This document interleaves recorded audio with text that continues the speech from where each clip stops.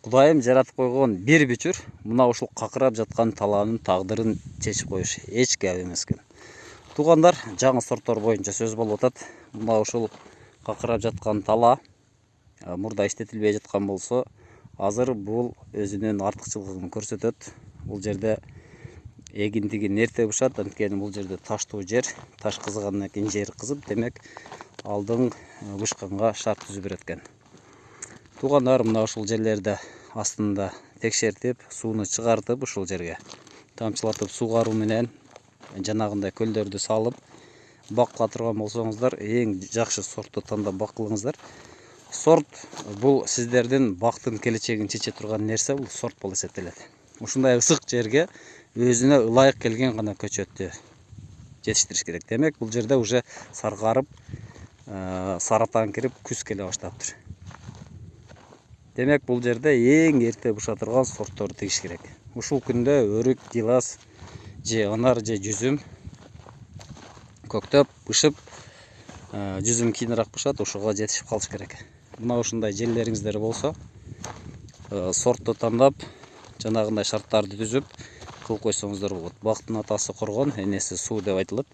Эң биринчи сууну чечиш керек, андан кийин коргондош керек. Бакта капелдүү система, тамчылатып сугаруу системасын орнотуш керек. Жакшы көчөт теге турган болсоңуздар, келечекте сиздерде жакшы кызмат кылып берет. Бак бул атадан балага кала турган мурас. Мына ушул жерлерди бизге ата бабалар мурас кылып калтырган жерлер. Эгер биз иштетпесек, анда бул келечек муунга кала турган жерлер.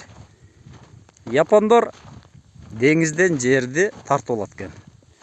Ошол жерге деңизден жерди тартып алып, күрүч эгет экен, дыйканчылык кылат экен, же болбосо башка нерсе кылат экен.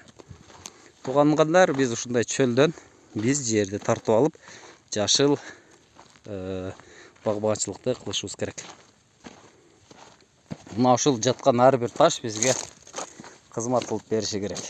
Кудайым ошон үчүн жараткан. Анакей ушундай сонун жашыл болгон таш таптык мына.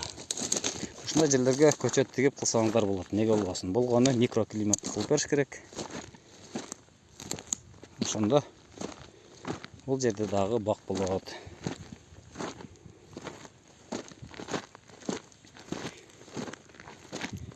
Биринчи чарбадан экинчи чарбага өтүп келатам. Бул жака көчөт тиккенбиз. Бул жакта шлангалар тартылып, тамчылатып сугаруу үчүн шлангалар тартып койдук. Шлангалар ташталды чогондору.